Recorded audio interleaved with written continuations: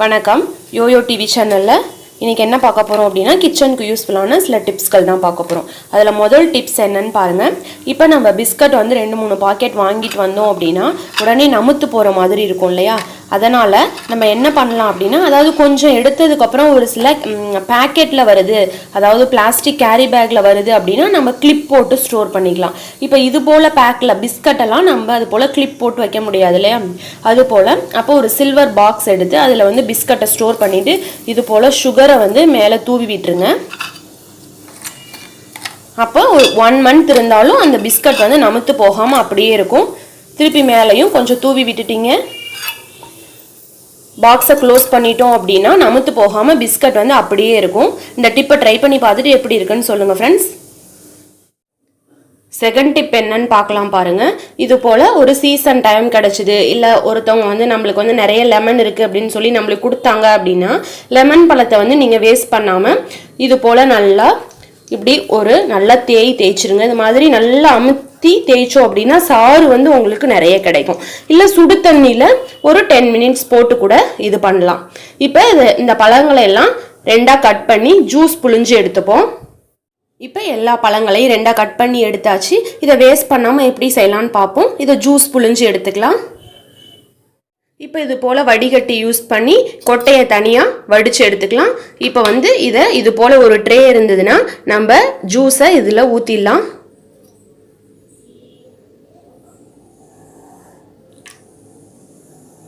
எவ்வளோ பழசாறு இருக்கோ அவ்வளோ பழசாரையும் இதில் ஸ்டோர் பண்ணிடுங்க. இப்போ இதை ஃப்ரிட்ஜில் வச்சு எடுத்துக்கலாம்.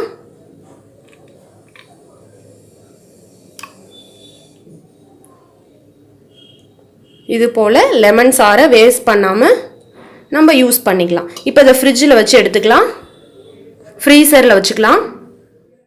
இப்போ ட்ரேலேருந்து எடுத்தாச்சு பாருங்கள். ட்ரேலேருந்து எடுத்துட்டு இது போல் ப்ரெஸ் பண்ணிங்க அப்படின்னா அதுவே விழுந்துடும். இப்போ இது போல் ஒரு பாக்ஸ் எடுத்து நீங்கள் வந்து எல்லாத்தையும் ஸ்டோர் பண்ணிக்கலாம். ஸ்டோர் பண்ணி வச்சிட்டிங்க அப்படின்னா நம்ம லெமன் ஜூஸ் போடக்குள்ளே ஃப்ரெஷ் லெமன் ஜூஸ் கொஞ்சம் ஊற்றிட்டு இது கொஞ்சம் ஆட் பண்ணிக்கலாம். நெக்ஸ்ட் வந்து பாத்திரம் தேய்க்கிறதுக்கு கூட இந்த ஒவ்வொரு கட்டியும் மெல்ட் ஆனதுக்கப்புறம் இந்த ஐஸ் டியூப் வந்து மெல்ட் ஆனதுக்கப்புறம் அதை பாத்திரம் தேய்க்கிறதுக்கு கூட யூஸ் பண்ணிக்கலாம். இது போல் நிறைய ப்ராசஸ்க்கு இந்த ஐஸ் டியூப்ஸை வந்து யூஸ் பண்ணிக்கலாம். இது போல் அந்த ஜூஸை வேஸ்ட் பண்ணாமல் இது போல் ஐஸ் டியூப் செஞ்சு வச்சுக்கோங்க. இந்த டிப்பு ரொம்ப யூஸ்ஃபுல்லான டிப்ஸ் தான். நீங்கள் ட்ரை பண்ணி பார்த்துட்டு எப்படி இருக்குன்னு சொல்லுங்கள் ஃப்ரெண்ட்ஸ். நெக்ஸ்ட் டிப் என்ன அப்படின்னா இது போல் லெமன் பழம் நிறைய கிடைச்சிது அப்படின்னா ஃபர்ஸ்ட் டிப் வந்து ஃப்ரீசரில் ஸ்டோர் பண்ணிக்கலாம். நெக்ஸ்ட் டிப் என்ன பண்ணலாம் அப்படின்னா 2ஆ கட் பண்ணிவிட்டு இது போல் ஜூஸ் புழிஞ்சு எடுத்துக்கோங்க. புழிஞ்சு எடுத்ததுக்கப்புறம் இப்போ நம்ம ஒரு டிப் ஃபாலோ பண்ணுறோம் இல்லையா? இந்த டிப்பில் ஃபாலோ பண்ணி வச்சுக்கிட்டீங்க அப்படின்னா நம்ம எப்போ லெமன் ரைஸ் செய்கிறோமோ அப்போங்க அந்த சாரை யூஸ் பண்ணி லெமன் ரைஸ் செஞ்சுக்கலாம். ஒரு பேன் வச்சுக்கோங்க. ஒரு பேனில் இந்த பிழிஞ்ச லெமன் சாரை ஆட் பண்ணிக்கலாம். லைட்டாக சால்ட் ஆட் பண்ணிக்கோங்க.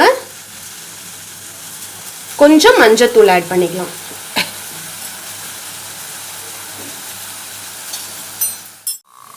இப்போ இது கொதி வர ஆரம்பிக்கல நம்ம ஒரு பவுலில் ட்ரான்ஸ்ஃபர் பண்ணிக்கலாம்.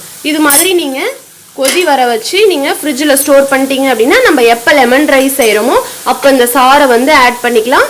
அந்த லெமன் பழமும் நம்மளுக்கு வீணாகாமல் இருக்கும். இந்த லெமன் சாரை மட்டும் யூஸ் பண்ணிவிட்டு நீங்கள் தாளிப்பு, அதாவது கடுகு, உளுந்தம்பருப்பு, மிளகாய் அதெல்லாம் நீங்கள் வந்து எப்போ நம்ம லெமன் ரைஸ் செய்கிறோமோ அப்போ ஒரு பேன் வச்சு ஆயில் ஊற்றி கடுகு, உளுந்தம்பருப்பு, கடலைப்பருப்பு எல்லாம் தனியாக நீங்கள் ஆட் பண்ணிட்டீங்க அப்படின்னா அந்த பருப்புகளும் உங்களுக்கு புளிப்பு ஏறாமல் இருக்கும். நல்லா சூப்பராக இருக்கும்.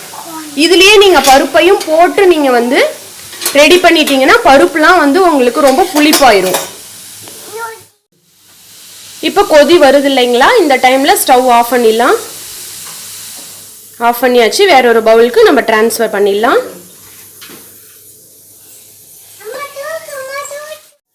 இப்போ கண்டிப்பாக சூடு ஆறுனதுக்கப்புறம் நீங்கள் ஃப்ரிட்ஜில் ஸ்டோர் பண்ணிக்கலாம். ஓகேங்களா? சூடு ஆறுனதுக்கப்புறம் நீங்கள் 1 month கூட இந்த ஜூஸை வந்து நீங்கள் ஃப்ரிட்ஜில் வச்சு ஸ்டோர் பண்ணிக்கலாம். லெமன் ரைஸ் செய்யக்குள்ள நீங்கள் தாளிப்பு வந்து ஆட் பண்ணிக்கலாம்.